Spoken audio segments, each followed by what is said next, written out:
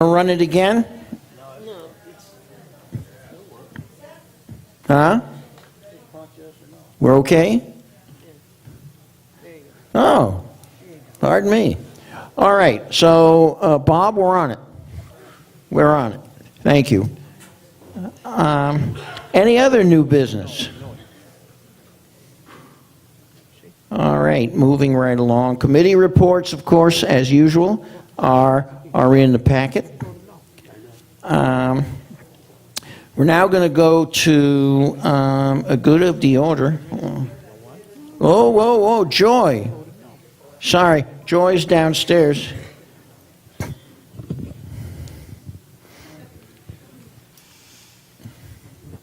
Thank you very much. My name is Joy Vestal. I think most of you know who I am. I'm the Vice President, and I'm also the editor of the UCO Reporter.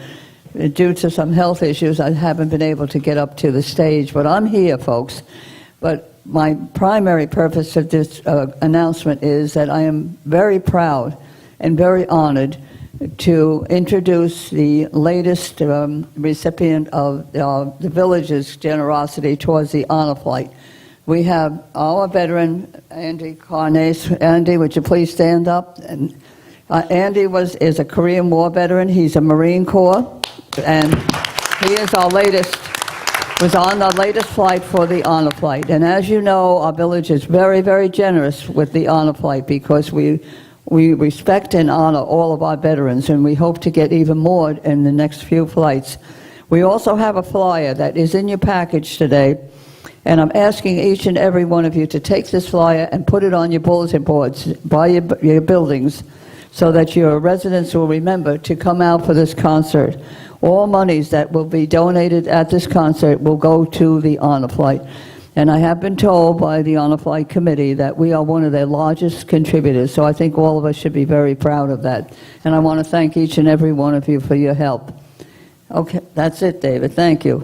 Well, thank you, because you reminded me of something that's missing from the agenda before we get to good and welfare, and that's the opportunity for our officers to be heard. Why don't we start with Sandy? Sandy, you have anything to say to us? No, I just want to say good morning, and I don't have any other announcements. Thank you. All right. David? Good morning. That's it? Oh. Good morning. I have two handouts available in the office. One is from Solid Waste Authority, which tells what you can put in the dumpster and what you can't, and also what you may put outside for bulk pickup. And I also got a flyer from Dom Garnagia that tells everybody what items are not required of a permit if you're doing something in your apartment. It's a very good informative sheet. I have it in the office. You can pick it up, especially now when a lot of people are having work done to their units. It's a good thing to make sure what you do need to have a permit for and what you do not need to have a permit for. That's everything. Thank you. Just a word on permits. Now, I know it is somewhat common practice in the village to get handyman in to do all sorts of little jobs. Be very careful, because there is no statute of limitations. You do a job without a permit, you put a fan up without a permit, and then you do another job later and go for a permit, likely as not, that inspector is going to come with a little computer, and he's going to see right away, that should have been permitted, it wasn't, you got to take it out. And that could be 20 years later. So this item that David mentioned, you should read it.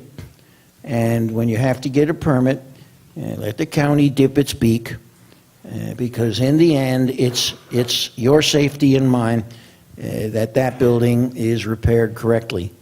Okay? Barbara.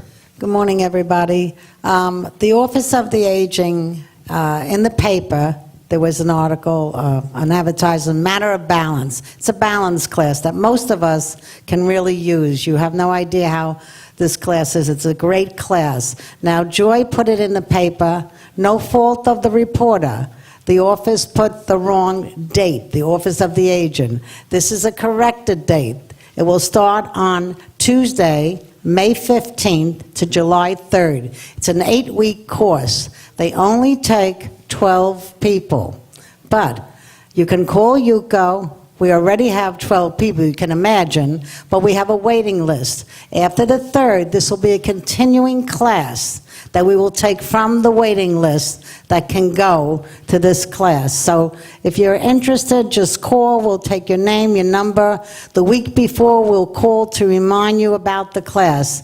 This is all free of charge to Century Village. There's no selling. They're here just to help. They're also going to have other classes on diabetes and other things that might be of interest, free to us. So take advantage of this program. It really is very good. I also want to thank all the vets that are here and hope everybody has a nice Memorial Day, and all the women in here who are mothers, aunts, grandmothers, have a happy Mother's Day.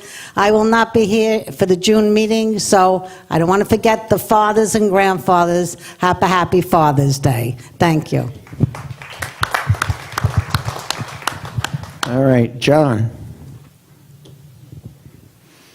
Good morning, everyone. To expand a little bit on a few other people mentioned hurricane season starting, and we always tell everybody what they need to do, when they should do it. 80% do, 20% don't. For those 20% that don't go to the store and buy any water. Wait till it's completely gone and you go in, you got to fight with people to get anything. Don't fill your car up with gas. Don't pay any attention to the weatherman on TV. And I guess that pretty much covers it. I just like for once to be able to give some suggestions, people would take them. Okay, that's all I got. Thank you. May is a very interesting month, and Barbara already said that she wished all the grandparents happy Mother's Day. And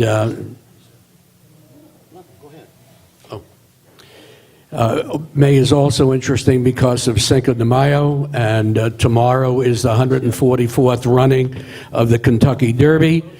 So if you haven't prepared your mint julep, please do it and enjoy the race. And the other thing is that Donald and I witnessed an elderly man making a turn at the Four Corners coming in from Haverhill. He smashed his right front fender into a lamp pole. We couldn't decide whether or not he lost control of the car or he was driving too fast. But these are the things that happen if you're not aware of your surroundings. So please, drive carefully and drive slow. Thank you. Good morning, everyone. I'm pleased to report that FPL has begun the streetlight replacement project. It started this week. It should be done by the middle of next week. All streetlights, 239 of them total in the village, are going to be converted to LEDs. These new lights are a wonder. The quality of light is much better. They're LEDs. They're going to last longer. There are 3 elements in each light, so a complete darkness is almost impossible. And supposedly, these things are going to self-report to FPL when they're out and it requires service. So I think you'll be pleased to see when you go out at night a little nicer lighting on the roads. Also, this is at no cost to YUCO or the homeowners. This is taken on completely by FPL. We do have a number of downed streetlight poles at the moment. In all three cases, these were vehicle collisions, and these will be repaired in turn. And that's all I have for now. Thank you. Just a little update on what Donald was talking about. You may find when these lights are in, you now need sunglasses because it's going to be very bright. And in addition to that, I think you have the capacity to expect that they will notify themselves when one of those bulbs are out, but they may not do anything like they do now. So let's not get too far ahead of ourselves. Happy May. Yeah, If you're out at night, you will notice. I see you, Joy. Hold on. Yeah, okay. They really approach the color temperature of natural daylight. They're extremely bright. Rather than that yellow cast from the sodium vapor lamps. All right, Joy. Yes, good morning again. As the editor of the UCO Reporter, I'd like to expand on David's comments about unlicensed people coming in to do work in your home. And also, there are publications that are distributed in this village that sometimes have ads in them that are not conducive to our village. Right now, there are several, including garbage companies, who have devised a method to have you hang your garbage on your door, and then it will be collected for a fee. Surely most of us have, if we have a handicapped person, have a neighbor who is willing to help. I don't think it's a great idea to expand our raccoon population by feeding these people so easily. That's only one. I'd also like to have you all remember that any ad that is published in the Reporter has to be a licensed contractor. We will not take their ad, and we do check them very carefully to make sure. We are the official publication of this village, and it's our responsibility to make sure that everyone gets the correct information. And just along with that, I know we have a lot of politicians, a lot of candidates today here. I've met several of them. If anyone has any questions about having any publication in the Reporter, including ads, please don't hesitate to stop later, and I can give you the information that you will need. We distribute our paper to every resident here in the village, and we do go outside the village as well. So, as I said, I have met several of the candidates already, and it's been a pleasure meeting them. Some of them have some very interesting backgrounds, which I'm sure you'll hear about. But just in case you need more information, I'll be here for a few minutes after the meeting. Thank you. All right. Thank you, Joy. I think Ray is next. Thank you. Good morning, Ray Stecker from Canterbury A. I saw a survey on the news the other day about the two most dangerous intersections in West Palm Beach, and that's Okeechobee and Military and Okeechobee and Haverhill. We have a problem here. We have over 8,000 drivers, I think, in Century Village. Plus, you have the two banks that are going out Okeechobee. And the other day, the green arrow for a left turn leaving here was like 3 seconds. If somebody's lollygagging in front of you and they're working on their phone and that light turns red, there's people running that red light. Believe me, they're not going to sit there through 2 and 3 lights. And seeing as how the commissioner is here today, I'd like to ask if there's any way to maybe put a little more time on that arrow. Maybe we can avoid a few accidents. Certainly, Paul Head is more than welcome to respond on it, but maybe this should be brought up at security, and PBSO will go to traffic and see what can be done. You want to put anything in on this, Paulette?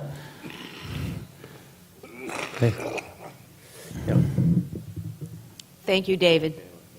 I can certainly have our engineer, our county engineer in traffic, come out and look at it, and we'll work through the safety committee to All right. make that Thank happen. you. But they have been out several times because there's always been the issue at the Haverhill Road with folks Yeah. turning right on red. But they've been out, but they'd be willing to come out again. Certainly, they'll do that. All right, thank you. Dan? Okay, I see some discrepancy between the signatures and the, what do you call it? The clicker. The clickers, yes. It always stops here at 111, and the signature is 121. And I think every month we have the same problem in favor of the signatures. There's a difference, and we're trying to run it down, but we're thinking there are some people who, for one reason or another, are not pressing their button. But it looks, maybe there's some blind spots here, maybe we should move the receptions, or maybe some of them don't work, I don't know, but it could be critical in elections. I hear you, and I know Ken Graff spent a lot of time. He went to every corner of this room, and his findings were that it's seeing the clicker anywhere, from way in the back to down front here. So I don't know if we can blame that. I don't know if these tables block it, but I think he even tested that. Yeah, Ken? Yeah, it's pretty solid, but we know there is a discrepancy, and we're trying to run it down. All right? All right. George? Can you, yeah, sure.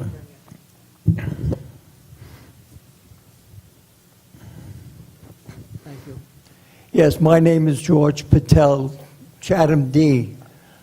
You have in your packet, as Barbara mentioned, the matter of the balance, to have sign up for the balance. Now, I can tell you, not last year, but the year before, I participated in the balance program, and I highly recommend it to anyone who has a problem with their balance.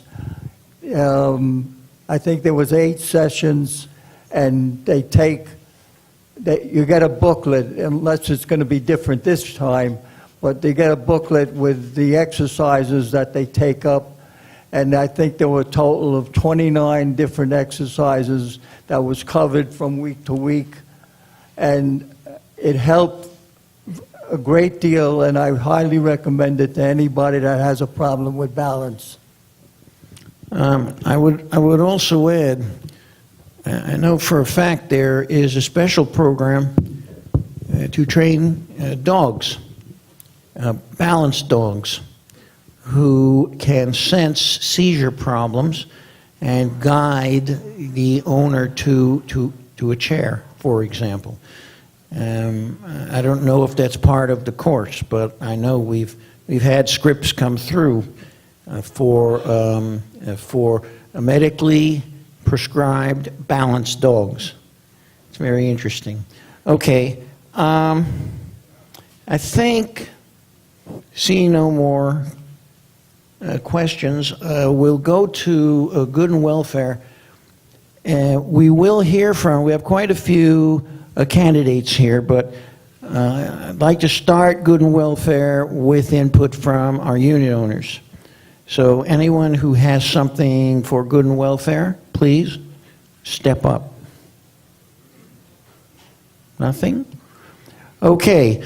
So we're going to hear from the candidates who are here today, if you're interested, for 2 or 3 minutes. It'd be nice if you would listen, because it's good to know something about these people. All right, John, you got a nice list here. Allegra Fung. Yes. I don't have any extra ones with me. Good morning, everybody. My name's Allegra Fung. I'm running for County Court Judge.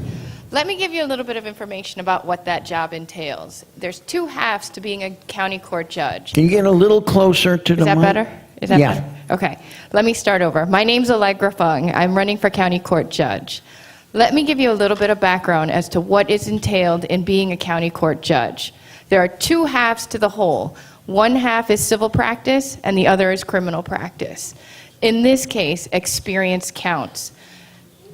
I have 18 years of experience practicing here in Palm Beach County, doing civil work and criminal practice. As many of you know, the government is made up of 3 branches: the executive, the legislative, and the judiciary. Only the judiciary can put you in jail or take away your house through foreclosure. That's why it's very, very important for you guys to know your candidates and to make sure each and every one of them are qualified for the job. This is a position that is very important to our community. County Court, you're dealing with cases on the civil matter that are under $15,000, so you guys will run into this issue if you have fights with your contractor, licensed or unlicensed, or if you have, as you guys have been discussing, people jumping over the fence. I hope none of you come to see me in court on the criminal side, either as a victim or a defendant. But let me give you a little bit of background of myself. I have been a public defender. I started my career here in Palm Beach County in 2000 as a public defender. I worked my way through the ranks from the juvenile division, the county division, and the circuit division as a trial attorney. From there, I opened up my own practice, continuing the practice of criminal defense, as well as branching out into the family law division. I realized I still needed some more learning as to the civil practice of law, so I went to go work for an insurance company. 3 years of that, I realized I wanted to go back to my roots and start helping people. So I went and I started doing foreclosure defense as well as homeowner advocacy work. I have been the senior trial attorney for the last 7 years doing that. This is a position that I am eminently qualified for and that I can hit the ground running. So I just ask for your support on August 28th to vote for Allegra Fung. Thank you. All right, thank you. For Judge, Sarah Alijewicz. Evich. Ali Evich, sorry. It's Sarah Alievich. I know it's very hard to say. Sarah Alievich. I'm running for County Court Group 5, County Judge. I'll be really brief because I know you guys want to get out of here. I've been a lawyer for over 20 years. I've lived in Florida for over 30 years. I got my first opportunity to serve the public at the Legal Aid Society of Palm Beach County, where I represented people ranging from seniors, victims of domestic violence, and children in foster care. Fortunately, in 2010, I was hired as a general magistrate, where I served the county in filing issues. Magistrates were referred cases by judges, and we handle all the issues related to the case. We conduct all the hearings, we conduct all the trials, and we issue all the rulings. Some of you might say, what's a magistrate? Well, I just summed it up for you. We actually do the work that is given to us, and the issues that come before us are things that affect your day-to-day lives. Issues like alimony, custody, child support, mental health and substance abuse issues, and some guardianship matters. I'm confident that my first day on the job that I can effectively run a courtroom because I have the knowledge and experience necessary to do so. And I know that these issues are important to all of you, and I intend to be a very good judge my very first day on the job. And if you can't say my name or spell my name, which no one can, just remember I have all the experience from A to Z. And again, it's Sarah Alievich, August 28th. All right. Oh, sorry. Maxine Cheeseman, also a candidate for Circuit Court Judge. Hi, I'm Maxine Cheeseman. I've been here quite often, so most of you know me already, but if you don't, I'm still going to tell you something. I'm a 38-year resident of Florida, 23-year resident of Palm Beach County. I'm an attorney, a scientist, a hydrogeologist, a former director with the South Florida Water Management District, and a community leader. So all of that in a nutshell. You do have my papers. I've been giving you them every month, and I know I've been checking. Most of you have been keeping them, and I like that. I hope you all vote for me. You just remember when you go in the polls, stop, think, and say cheese. Thank you.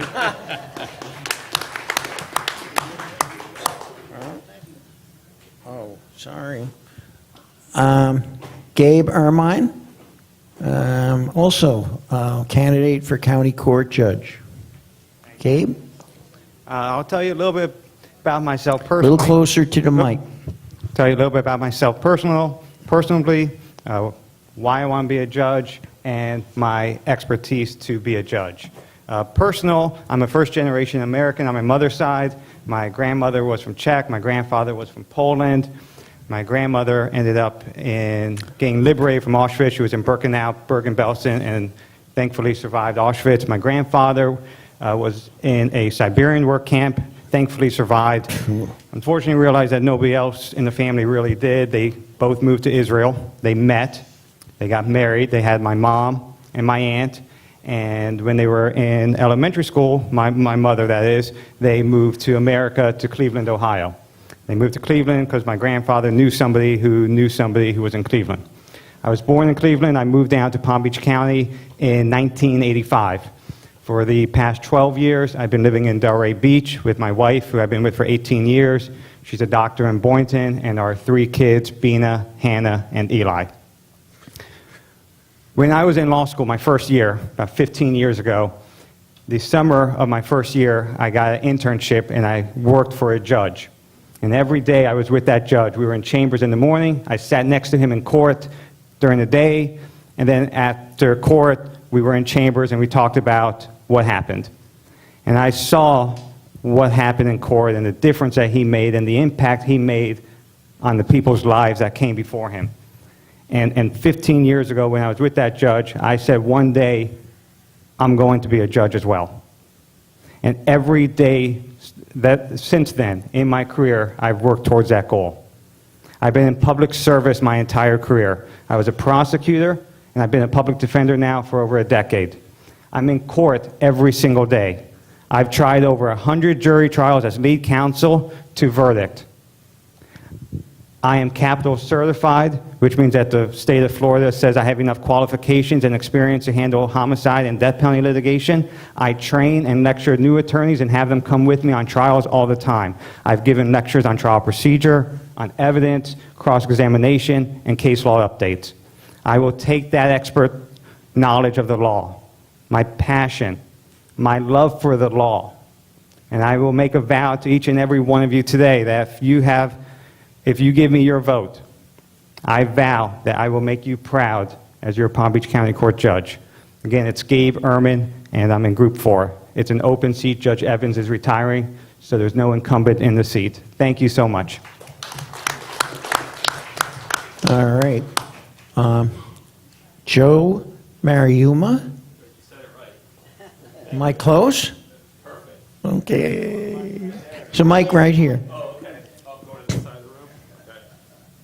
Thank you. Thanks for having me. My name's Joseph Mariuma. A little closer. Oh, okay. Let me just higher it a little bit. Good. Can you hear me?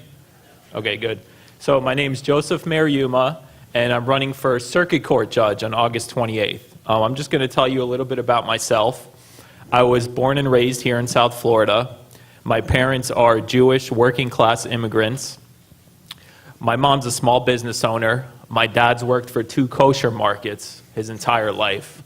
And he's still working. He's 75 years old. He drives from Boynton to Aventura and back every day, 6 days a week. So God bless. I was the first in my family to go to college. And I attended law school at Florida International University in Miami. My wife, Lina, is an assistant city attorney here in Palm Beach County. And we have 2 girls. We have a 1-year-old and a 3-year-old.